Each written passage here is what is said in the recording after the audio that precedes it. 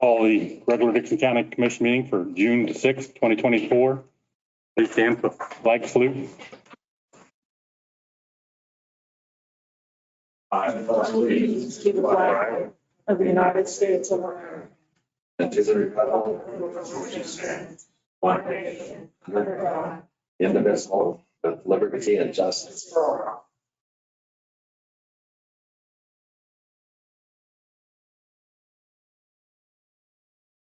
I'd make a motion to approve the agenda as printed. I'll second it. Been moved and seconded. Any other discussion? Not all in favor, say aye. Aye. Opposed, motion carried. I didn't bang the, Oh, your favorite part. yeah. Consent agenda, minutes of the May 30th meeting, payroll of $422,186.49. Hand checks of $16.70.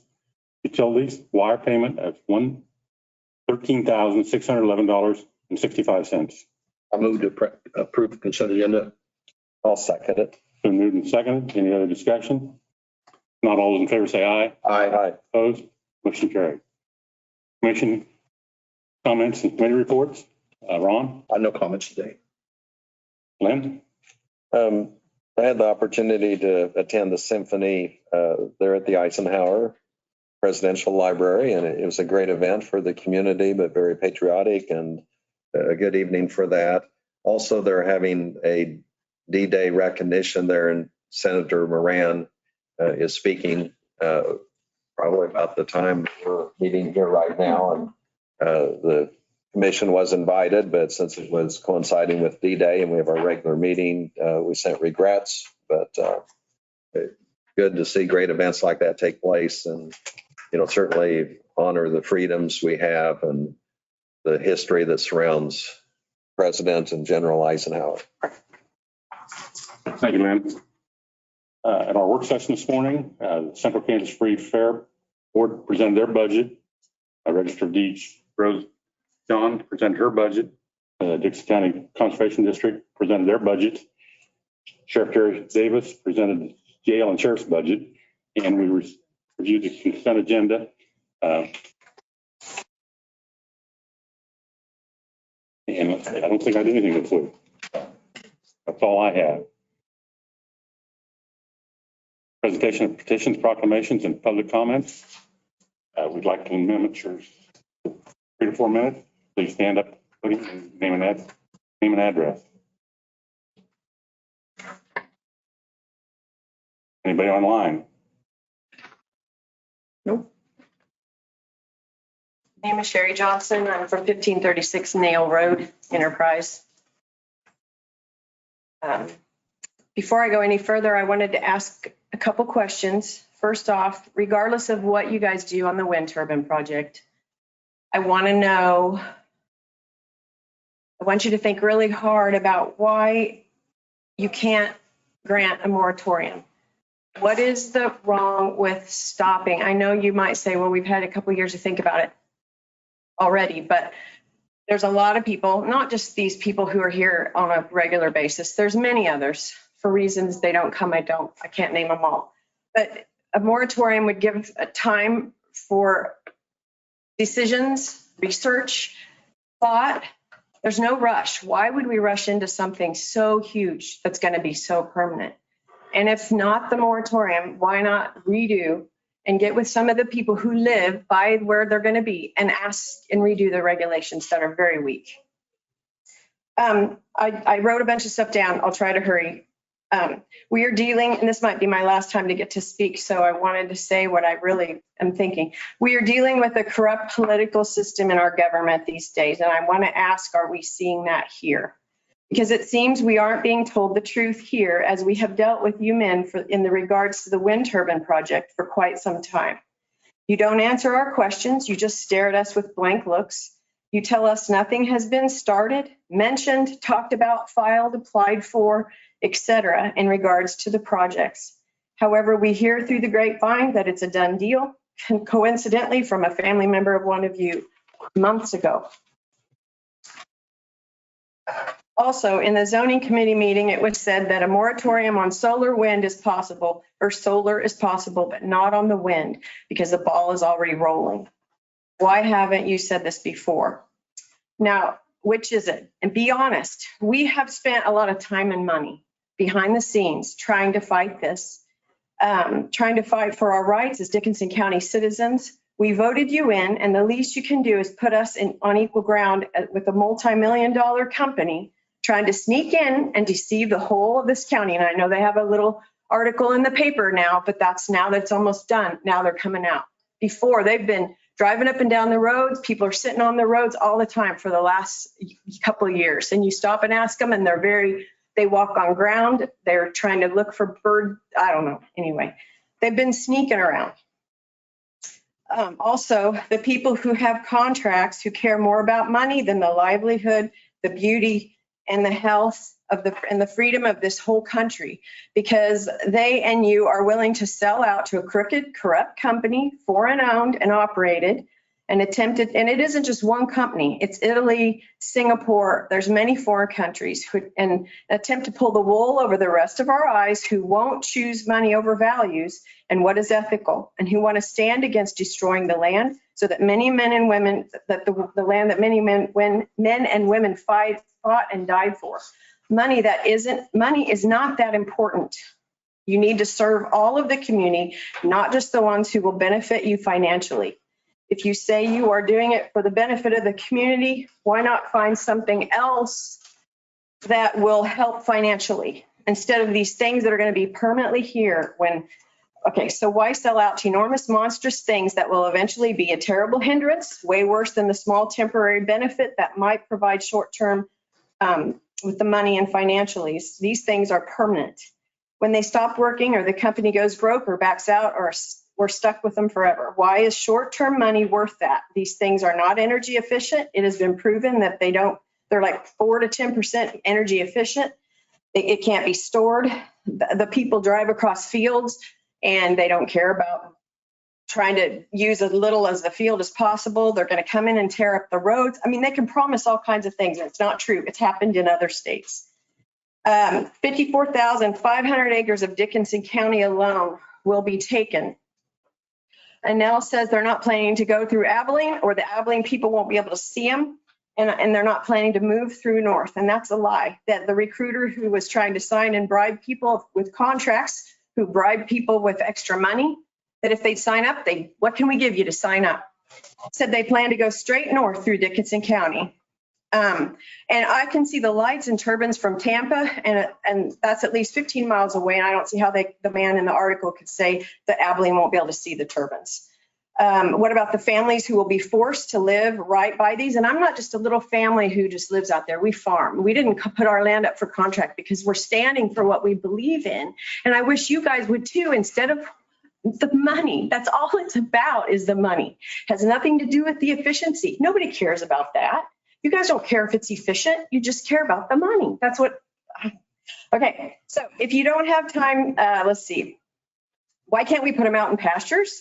Why can't we put them where nobody lives? People are hungry for money. They're blah, blah, blah. We can't see. Okay. I've said that. No one seems to be considering that this dollar signs are clouding their vision. I just can promise that in years when the new is worn off, people are going to realize this was a bad decision. 55% of turbines are produced in China, $4 million it takes for each one. It's an $80 billion business for the companies involved. Wind farm requires 360% times more land than fossil fuels. 5% of American land is taken up with the coal and energy and nuclear. Wind and solar takes up 25% of our land. And I just want to ask the people who are listening, who are our neighbors and family, who've signed contracts, why, with the promise of making big bucks, how can conservative people sell out and sell our control of our land, the beauty, the land, the freedom we have in America, to a liberal agenda that is doing their best to socialize this country? Why would money be more important than that? And why would we want to be a part of that? And I know that I already said about the people that are here. Sure. We're just the ones, and I'm sorry, No, I setting. know you're, We're gonna live with these things right here. And the guy's telling you, you're not gonna see him from Abilene. well, see, you're taking your time too then, is about 7 minutes. Anybody else? Oh, I know it's a passionate issue, but keep it to 3 to 4 minutes, please. I'll take less time. Steve Johnson, 1536 Nail Road, Enterprise, Kansas.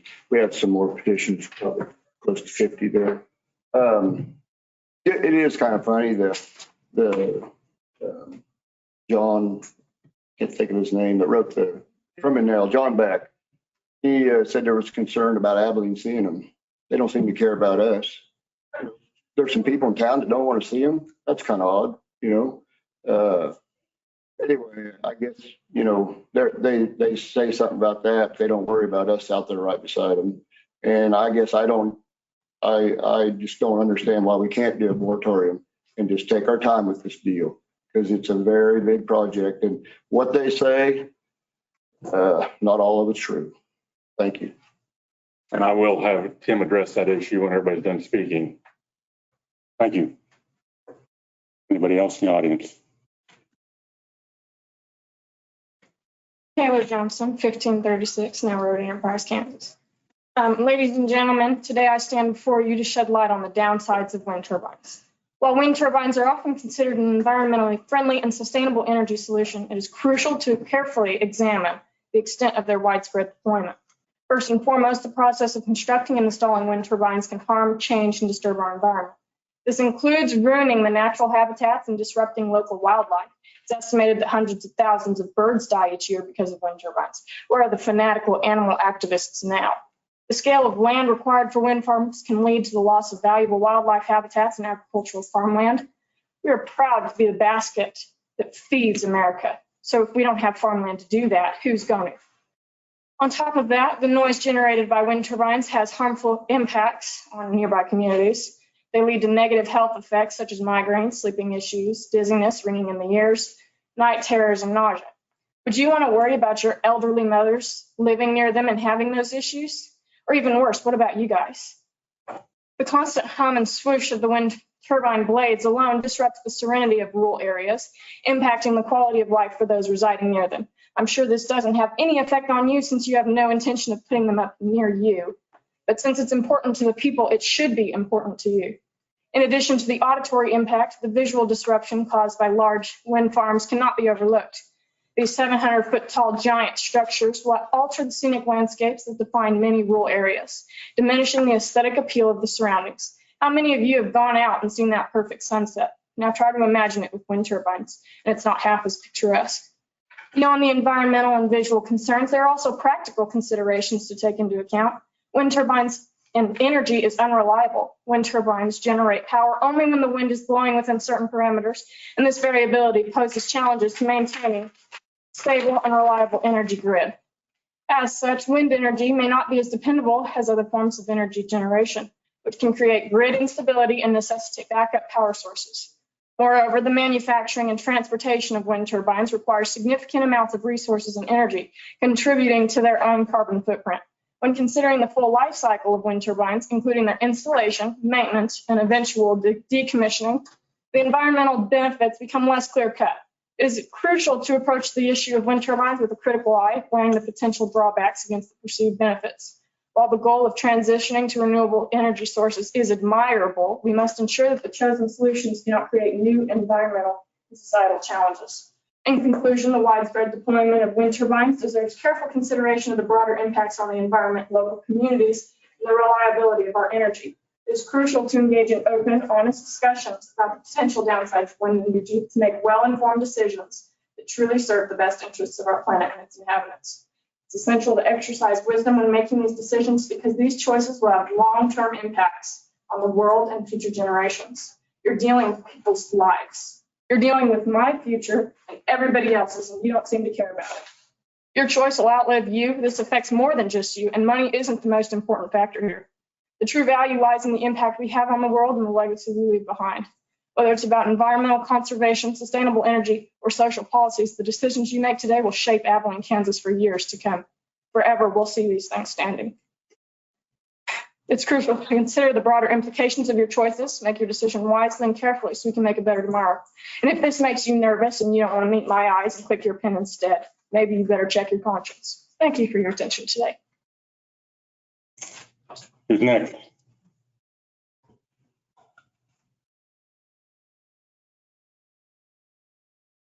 Sarah Crane, 2194 2500 Avenue. Wasn't even going to say anything. The last time I sat here, there's one verse that just keeps going through my mind. And as I sat here today, it goes through my mind again. And it's in 1 Timothy 6:10. And it's, for the love of money is the root of all kinds of evil. I can't think of a more evil than what we're doing to our land and our country with this green energy plan, that I don't see any benefit other than it's all about money, because there is no green. There's nothing environmentally healthy about this. I'm sorry, I'm really nervous. But I just don't see any value to this other than money and greed. And so I just really feel like we need to, again, put a moratorium on it and think about this a little longer, because I do not want to see this beautiful county ruined with these wind turbines that will impact generations, not just us, but my kids, my grandkids. And so I just beg you to please think about it. Think about the people that live in this county. And there are more than are here, because people, we talk, and there's a lot more people that you know that are against it. So I'm sorry that I'm so jumbled, but anyway, that's all. Thank you. Who's next?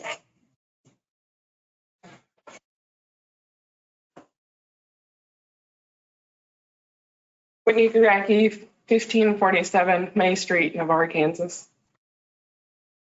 So I went to this meeting a couple weeks ago, and it was about 30 by 30.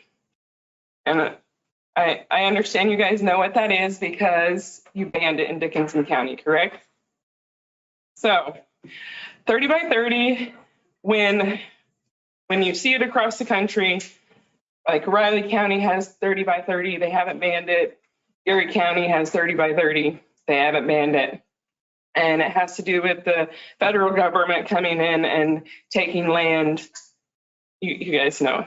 I'm just kind of explaining to other people that don't understand it yet. Anyways, so if you look at the people that have banned the 30 by 30, you see wind turbines and solar coming in. I don't know if you guys have dug deep enough to understand what's going on with those. Okay, so what the meeting explained to me is anywhere that 30 by 30 is banned, when wind and solar are coming into those so they can later do land grabs. Have you guys looked into that at all? I have not heard that. Okay. Sure. Well, I mean, there's a great person you can talk to, and I can give you the information after the meeting. Anyways, so that's just kind of what I want to touch base, as well as the people living here in Dickinson County should be the ones that matter more. If you have noticed, most of the land around Navarre, which where I live, there's rocks out there that own land, but then there's people from Valley Center, there's people from Texas, there's people from Manhattan, there's people all over that don't live in Dickinson County that are getting more rights than the people that live in Dickinson County. And why is that? Like the zoning meeting, the last zoning meeting they had, my uncle, Kim Garacki, went and spoke about a cell tower because he was worried about getting his wind turbine on his property. He doesn't live in Dickinson County. He spends all his money in Manhattan, Kansas. He doesn't live here anymore. He moved away. I've heard the Rocks want to move to Florida after they get their wind turbines. There's a lot of people that are dead that have contracts those people get more rights than we do? That doesn't make any sense. Can someone please explain how that works? You know, think about the people that live in Dickinson County that will be affected by these. Okay, just think about it. I will be in the center of like 6 of them. Do you want to be in the center of 6 of them? Do you want to be in the center of 6 of them? Do you? It's not no 8-foot tall wind turbine. It's going to affect everyone that's surrounded by it. Thank you. Thanks, Sherry.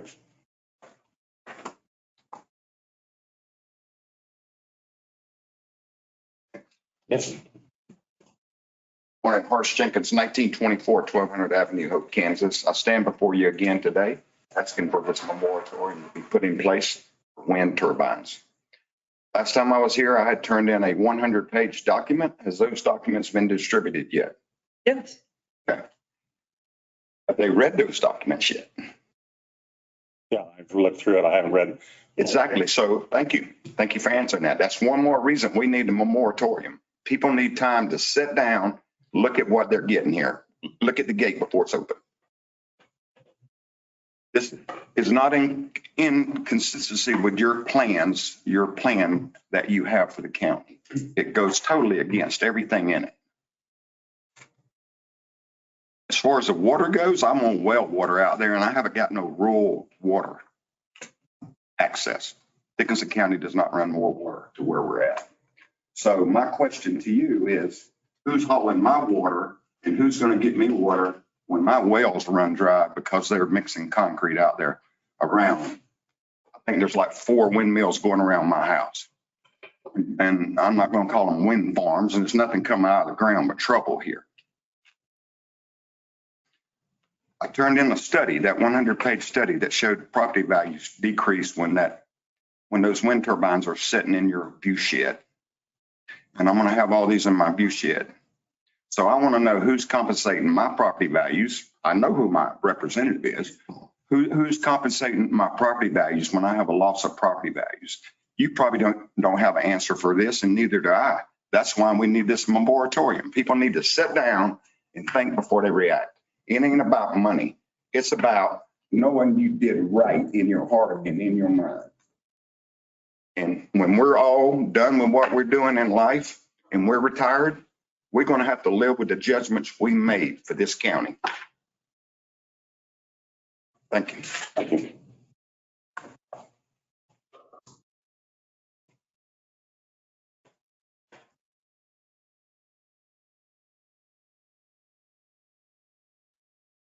Dan Rife, 1372 Key Road, Abilene. I have several points here that I would like you to consider. I'm sure everyone saw the article and that coincidentally came out in the paper yesterday. Correct? Yeah. Most of you have read it. Coincidentally. Yes. My first point is that it included a map. Have you seriously looked at that map? Somehow the town of Ramona managed to move north, Harrington, Kansas. I was unaware of that. I would have thought there would have been some notification that we're moving, or but I have not seen one. Maybe you have. My second point is that article, Mr. Beck, who is development manager for NL, assured the residents of Abilene that they would not be able to see them. Now, while their concern for the residents of Abilene is touching, how about the concern for the people who will actually be living underneath it? Is there any concern for them?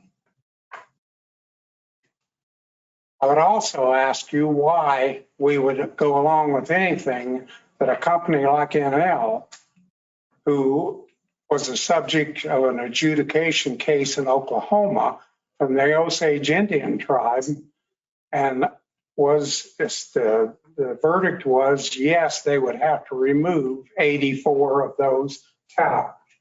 Now, if their team of lawyers cannot, no disrespect, cannot figure out how to come up with the right permits. They did not have the right permits.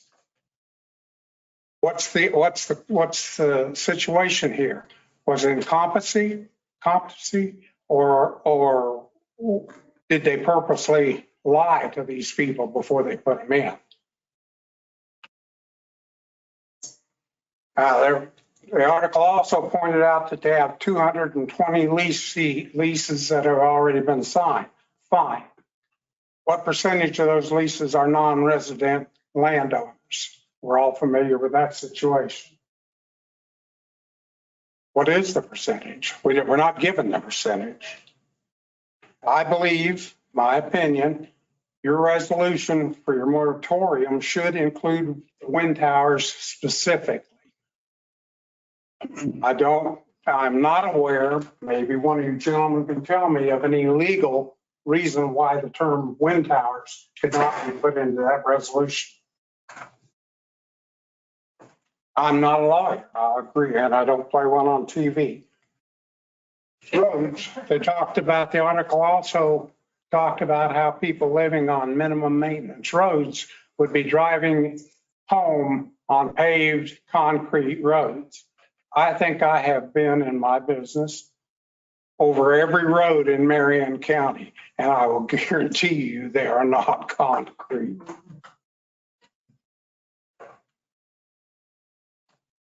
And I saw no commitment in that article about as to where the power and where that energy goes.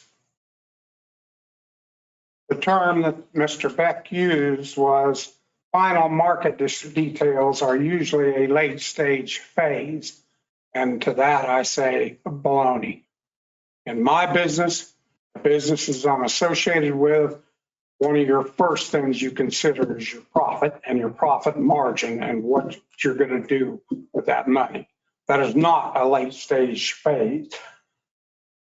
Now, last thing I'm going to bring up is he also brought up power purchase agreements. What's that? And the sentence, quote, ended with that's where the megawatts of default. What are megawatts of default? I saw no explanation for that term. I think this all boils down to trust. Do we trust a company that's been proven not to do their due diligence or care about the people whose lives they are affecting? Do we trust you as commissioners to do your due diligence? And do you trust yourself to understand, have I really looked into what's here? Thank you.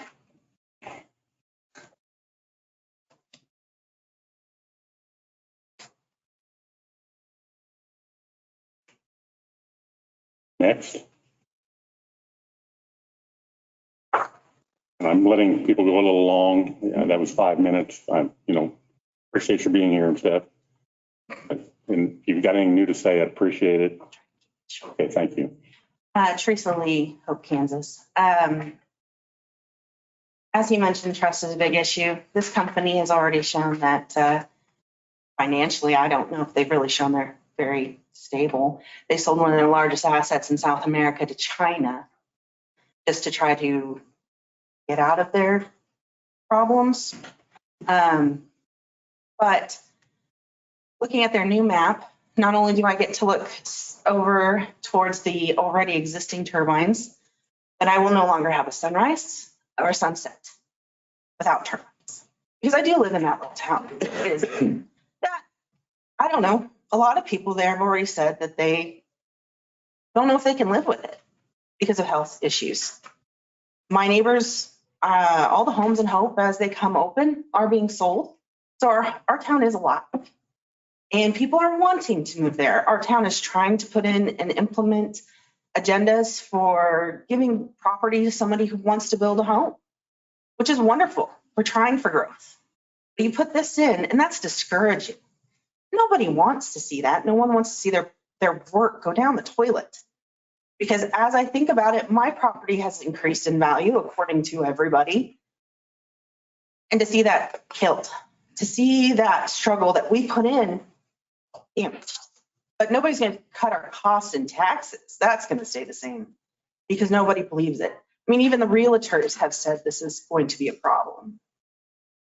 But I have heard that there's even threats from the NL as far as, you know, if you don't want to agree to the money, we'll just go ahead and go on the backside and try to have the government take your land so we can use it anyways. I've heard about people moving. I know people who have signed and then moved. But we all try to pretend like that's a happy little thing that they just coincidentally moved out of the county. So we really either need to do our due diligence, and we're seeing more and more videos and scientific studies and journals. I've given you tons of scientific journals, and these have been studied and gone through colleges. We're seeing more on the news of these studies that are showing these are not worth putting in, and the damage they'll do to our county and the changes they will make. We have a moral obligation as much as a legal obligation. And I think moral supersedes legal. So what we're doing needs to be above board and really make that moral mark. Please think about it. Put in the moratorium. Take your time. Once they're there, they can, but it's so expensive and it's incredibly unlikely of them coming back out. So please push through the moratorium or just ban them. That's even better. We would love a ban. There are people who I know are even watching this, and I remember the statement they made. I don't understand why people are saying it's about money. It's not about the money. It's going to bring growth and things to our state or to our area. But then when asked and when they got confronted, and I said, it's about the money. It's about their wallet. They said, you're damn right. It's about the money. They said that to my face, even though they're trying to hide behind statements now. Damn right. It's about the money. And they're planning apparently to not be around. So let's really think about the people who have to live with, who have to see it every day. Thank you. Thank you.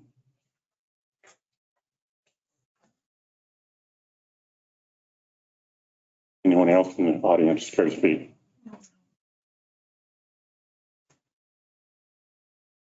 Anybody online? Nobody has got their hand raised.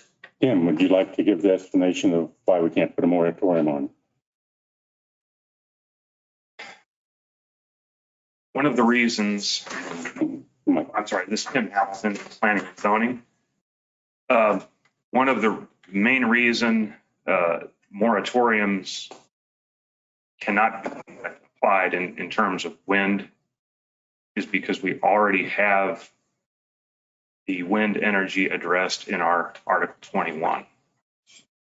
We can't, the county commission, technically a moratorium, and this is my experience, I don't know what any of my other colleagues in other counties feel, but my experience has been in the almost 20 years that I've been doing this, that a moratorium is the most effective and most legally binding on those uses that are not currently addressed in the regulations. So like right now, solar is not addressed, hydrogen is not addressed. So a moratorium on on those types of energies, since they're not addressed, a moratorium could be legally applied.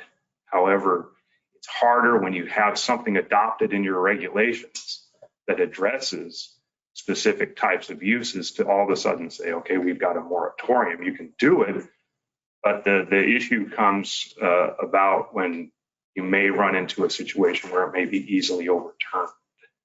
So that's something to consider. So, I mean, I'm just saying from a legal standpoint, it's easier to adopt and enforce a moratorium on uses that are currently not in your regulations. That's all. Excuse me, all you said is. Excuse me. Or not. No, excuse me. If you want to speak, come up and I'm going to limit you to a minute. Okay? If you got a question about it, you can ask Tim after the meeting. Okay? I'm not going to try to get into a free fall here. I know we're all passionate about our issue. I'm just giving you the advice that Tim has given to the commission on why we can't do a moratorium on this. Thank you, Tim. Moving on. So we can speak? I'm done now. No? You already spoke once. Thank you. I'm sorry. You know, there's going to be a planning and Question, so. you can give us a question, but we won't answer it. It's not, it's a comment. Can I give a question? No. Oh. If you want to make a comment, you will have your opportunity to do that. And we're under the responsibility as commission to listen to your comments, but not respond to them. That's my opinion only. Because if we get into it, we're going to do a free for all. That's true. And that's not what I want to happen. Thank you very much for being here. I'll stay for the rest of the meeting.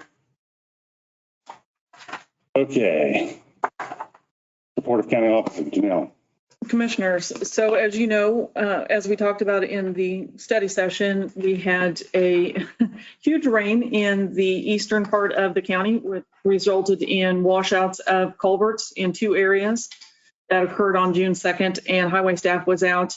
They were able to completely replace 2 of the culverts that had been washed out, and they are working on to hopefully have the next ones done. And this is on 2700 Avenue and Sage, and then Union, just off of Old 40.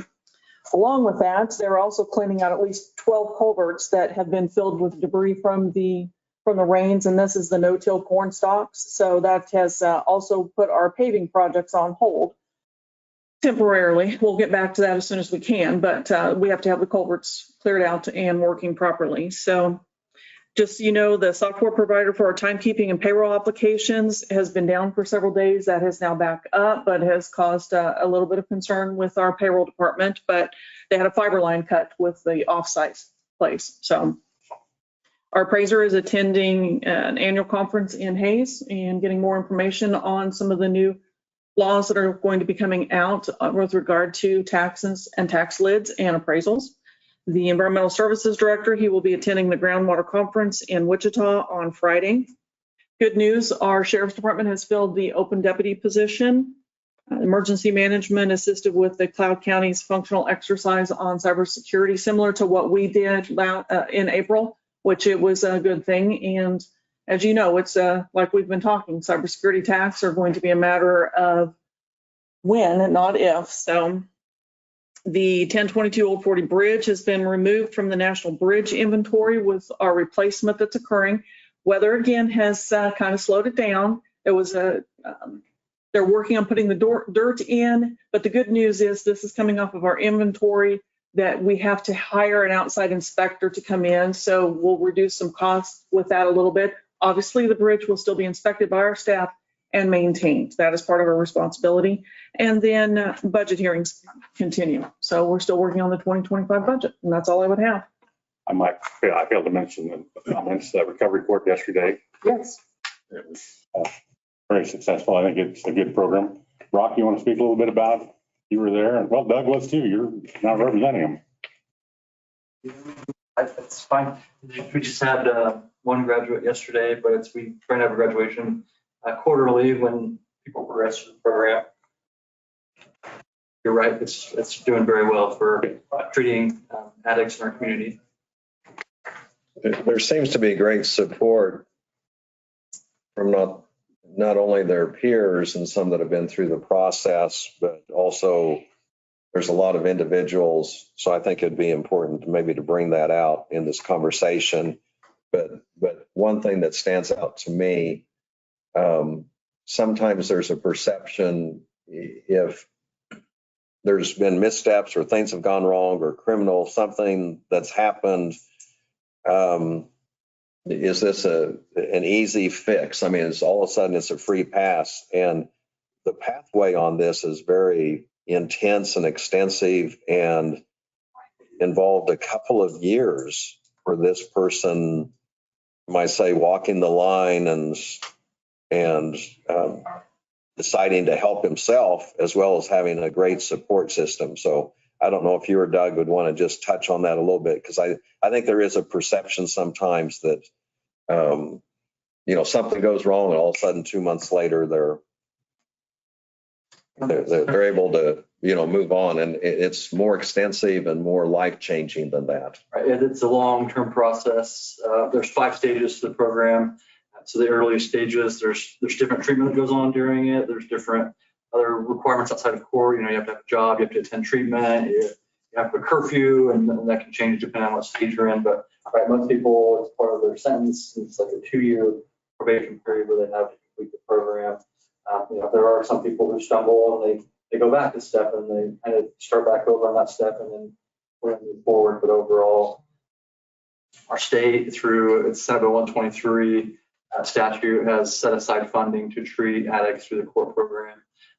So this community, through you guys, as well as multiple employers and community organizations, support that program, employing people while they're in drug court. So these are employees who have to leave once a week in the afternoon to attend drug court. The employers have been very supportive of that. They have to attend treatment throughout the day. They have to report in for urinalysis testing randomly on code, sometimes on the weekends, even at the jail. That it is very extensive. But again, with the goal of most people in the program have been long-term addicts. There's a long-term process to cure that, a lifelong process to live with it. And this program kind of, we hope, gives them the skills for that long-term effort to deal with it. I think what's always been impressive is the fact that it's a wraparound program, that we have the defense attorney, we have the county attorney's office, we've got Central Kansas Mental Health, court services, CKF. I mean, there's so many pieces to this, and it's an investment. And then the judge and Sheriff's Department, Abilene Police Department, yes. So that contributes to the success. But see, the restoration of some of these individuals to be viable and life-changing, not only for them, but their families and support system. It's very moving, and it's great news. I forgot to ask you about our sales tax. You know that on. So Commissioners, Marcus prepared the sales tax report, and as you can see, good news is we are still up over last year at this time, about $4,000. So we'll continue on with that. Good news. I'm glad to see that. And I think we'll hit our mark definitely for what we had anticipated or projected the monies that will come in. We do have a question on the sales tax, the quarter-cent sales tax for our public safety projects, when we'll start receiving those monies. And I'll have Marcus check into that when he's back in the office and make sure that it didn't get. Yes. County Councilor.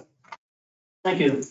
First off, I want to thank you, Commissioners, for being there yesterday, and a lot of other people who were there to support the recovery court. And you had the opportunity to see one of the graduations, and I know you folks wouldn't have even probably known necessarily what we're talking about. But a number of people go through the court system, and because of drugs. And when my generation was around, about the only drug we had was some Jack Daniels. And now what's happened, I wouldn't want to be a kid again. But so many get hooked up on the drugs, and the court system, the county, and everybody involved with it is doing everything they can to try to help these kids, or young people anyway. They're not kids, but these people to be able to stay in the community, get treatment, and match that up. And as long as they do that and work on it, they'll be able to stay into the program. If they stumble, the next thing can happen to them can be prison. It costs about $110 a day to keep somebody in prison. And so the county is trying to save money for that, give these people an opportunity to be able to work their way out of it. And they stumble, and there's a severe levels 1 through 5. And yesterday there was one graduated from 5. And he did an awesome job and had a lot of support from the commissioners here, and the staff and everybody who could be there were there to cheer him on and give him the opportunity to be successful. And there's a lot of people that begin at severity at level 1, and they stumble, and it's really easy to get frustrated. But come on, can you not gather it up here and try to work through and be patient to help them be able to find jobs, take care of families, because their family can be separated from one another, and it's just sad to see. And we're doing everything that we can to try to make that happen. And the county commissioners have been great to work with. Brock's the county attorney, and he works hard, his staff works hard in it, and I'm delighted to be a part of it. And we thank you for that opportunity. And as you know, our attorney's contracts have been filled, and that's working pretty smooth, and we're trying to get everybody working back on so that they feel comfortable understanding all of it. That's all I have. Thank you. Thank you, Jack. Thank you. Notice and communications, I have a couple of letters, I shouldn't say letters, a couple of reports, and amazingly enough, one of them is in favor of wind turbines and the other is against it. It's study was Harvard study, finding wind turbines will cause more harm and warming, and the other one is a professor from Texas that thinks that the problem will be solved by wind turbines. So that's the difficulty we have. That's our notice of communications. Resolution number providing temporary moratorium on commercial solar and other energies. Tim Hamilton, Planning and Zoning. On the May 16th Planning Commission meeting, there was a continued discussion on the initial discussion that started back in, I guess, last October or November regarding solar in our regulations and incorporating those in. The Planning Commission unanimously has recommended a moratorium on solar and other, in this case, staff is recommending, in addition to the solar, any additional new energies that are coming out, like hydrogen, that is not addressed in our regulations for 2 years. And that 2 years would be determined based on the information that we've gathered on solar. We would determine whether or not we want to incorporate that into our regulations or not. And one of the other things that the commission was curious about also was they're not against the solar, but they just want more information to see how the technology is changing, because it appears that solar is the fastest changing, one of the fastest changing technologies. And they want to make sure that, we don't adopt something today and then 2 years down the road end up having to amend our regulations again. The other thing that they want to look at is considering what other counties that have adopted or have currently implemented new solar facilities, like Douglas County as an example, see how their situation over the next couple of years pans out, and sees how other counties, what their reaction is to these new facilities as well. So with that, the commission was recommending unanimously to approve the moratorium for 2 years. Any questions for Tim?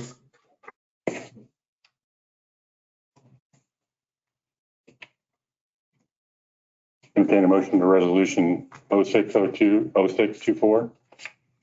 I'll make the motion that we adopt resolution 060624. This resolution provides a temporary moratorium on commercial solar and other large-scale renewable energy technology developments, with the exception of those currently defined and enabled in Article 21 of our zoning regulations. This is for the unincorporated area of Dickinson, Kansas. I'll second that motion. Any other discussion? If not, all those in favor say aye. Aye. Opposed, motion carried. Resolution 060624A, repealing resolution 052482-2, prevailing for the levy of the county gross steering tax. Intangibles? It's a steering. Yes. Intangible tax. No? Commissioners, this is something that has been on your radar for a few months. And we did have someone speak to you on this last week, but this is a resolution repealing the gross intangibles that have been in place since 1982. It's a formality requesting that we repeal it for the year ending 12/31 of 24 for tax year 2025. And this is the gross earnings on investments, things like that. So because as you've been learning, this has been about essentially a double tax in essence is what we're. And how much is this next year going to? So for the county, we currently have 49,000 that has been budgeted and collected. And all told for all of the county entities, because there are townships, there's 22 townships that currently collect still intangible taxes. That's about just shy of 80,000, 79,000. So it's obviously something as we're going through the budget, we're going to have to look at where we're going to make up that difference, if you will. But all in all, it's probably a good tax to repeal. Any other questions for Janelle? I'll just mention this had come up in a few previous discussions, and I did go ahead and visit with a couple of CPAs, one retired and one that's currently active. And not only it's a regressive type of tax, but as you mentioned, people have already paid taxes on the earnings that they have and the income they have. And so when they invest it, CDs and get some interest income or dividends, they're being taxed again for something they were taxed. And we're one of the few counties that have this in effect, and it's been in effect for 4 decades or so. Exactly. 82. That's for 1982, but legislator. So anyway, it seems like a good move as far as some tax relief for people here in the county. Mm-hmm. I'll make a motion to accept the resolution 06/06/24A. I'll second it. And then second, any other discussion? If not, all those in favor say aye. Aye. Opposed? Motion carried. Brock, contract for appellate services with State of Kansas Office of Attorney General. Yes, my Rock Abbey County Attorney, I mentioned that when I was here for my budget hearing. I had been working with the Attorney General's office. Their July 1, obviously, is their fiscal year, so they were working through their process to see if they were going to adjust their rates for these, and they did. And it's represented in this contract. What it does is allows the county attorney, who we handle all the local cases through the district court, and if somebody appeals from the district court, then it goes to the Court of Appeals and possibly the Supreme Court. And the way the statute reads, and it's kind of covered in that contract, is that the Attorney General requires the assistance of the county attorneys to do that. So the way it would work right now, how it works is my office does the appeals. Before we can submit a brief, you'll write a brief to the Court of Appeals and possibly the Supreme Court. We draft those briefs, but before we can submit them, because the Attorney General also controls all appeals, even though that they have to have the county attorney's assistance to do it, we have to get pre-approval from the Attorney General's office before we're allowed to file them. So if I have a criminal case and we get a conviction, it goes up on appeal, and I see 3 issues and I want to brief them this way, and I submit my brief to the Attorney General's office and they say 1 and 2 are okay, but 3 you're going to change and write it this way, they can do that. They can force me to write it how they want it. So what this contract does is it shouldn't change much, I hope, in the budget, because for those appeals, when I do the briefs, the Court of Appeals and Supreme Court and go argue, the statute says that you have to pay me and my office out of the general fund and not out of the county attorney's budget to do that. So what I'm asking you to do is shift that from paying my office to do it to pay the Attorney General's office to do it. And the way it works at the Attorney General's office in this contract is they look back into the number of appeals that Dickinson County and any county that does it with them have, how many they've had, and going back, I believe, 3 years, and then they average it, and then they have just a scale. You know, if you have 5 to 10 cases on appeal on an average, or if you have 10 to 20, I don't know where the lines are, but it's something like that. Then this is your rate for the year. And so our rate, I think it's $7,140, and that would be effective July 1 to July 1, so July 1, 2024. But they've indicated to me if we sign this agreement, they're going to go ahead and cover this month, just June for us. As soon as it's signed and returned to them, they'll start picking everything up. We've had an increase in appeals in the last year and an increase in the types, the more complex types of cases on appeal. We have a homicide on appeal. We have a couple of sex cases on appeal. My experience before coming here is the complexity of those requires whatever attorney does it, myself or anyone in my office or the AG's office, it's tens and tens and tens and tens of hours of research and writing those. And so to pay somebody to do them from my office may even be less cost effective for your general fund budget than this contract with the AGs. This is a pretty good rate for the number and the types of cases we have on appeal. I would expect that you would probably end up paying my office a lot more than that to do these just because of how complex they are. The thing that's we're gonna have to renew this annual, obviously, but I will tell you just in all candor, I expect if we do, it's gonna probably increase the amount we're gonna have to pay is gonna increase year over year as that average goes up with our number of cases that are on appeal. So this is a low rate now, and I would appreciate if you would approve it and we could do that. And we'll just have to revisit year to year, but I would anticipate coming back. These attorneys in the Solicitor General's office that's all they do. They do appeals. They would cover our criminal appeals and appeals from 1507 hearings. So 1507s are, if I'm convicted and I go up on appeal and I lose and I go to the Supreme Court and I lose, then you start all over back down here in the district court where you complain about your own attorney's service to you being ineffective. And I would have to do that here in the district court, but they would cover those on appeal too. So the only things they won't cover that my office does right now are the juvenile cases, juvenile offenders, care and treatments, and child palliative care cases are the only cases that would be covered on this contract that my office would continue to have to do. This would be a significant cost savings for the county, as opposed to having the county have to go through that paperwork and prepare it, get it on file. The county attorney's office would have a lot more expenses involved in it than what the state of Kansas is offering through the Attorney General's office if they did it, because they're looking at doing this across the state, having the people who are capable of doing that and who do it every day. And it would be a much of a savings for the county, I think. It seems like the process has changed considerably from the way we used to do it, unfortunately. And I'm not making light of the fact is you probably don't have the manpower. That's exactly the primary thing, because of how labor intensive, like I said, they are. These are things that, like I said, we get paid out of the general fund instead of our budget. So we try to do them in the hours we're not dedicating to what we're getting paid here. So it's a lot of times it's nights and weekends. And if it's tens and tens and tens of hours, some counties do it differently.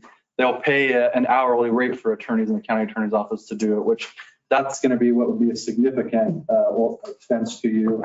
Some attorneys say, we'll pay you $1,000 or $1,500 or $2,000 per case. Well, then if you're spending tens and tens and tens of hours doing it, for the attorney doing it, it may only work out that they're getting paid $1 or $2 or $5 an hour or something like that. And you're not going to be able to keep staff that's going to have to keep up with that kind of task. What are you saying?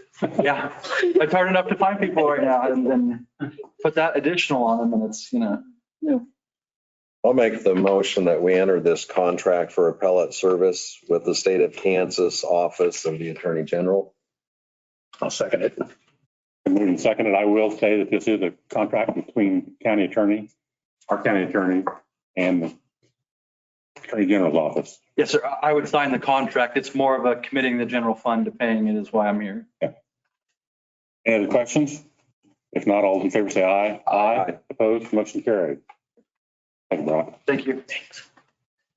Future meeting agenda items. There'll be a township and fire department information When you sign it, will you scan it and send it to me? on the proposed wind farm, June 17th in the basement here at 6 p.m. Anything else come before the commission today? If not, And I wouldn't be attending that meeting.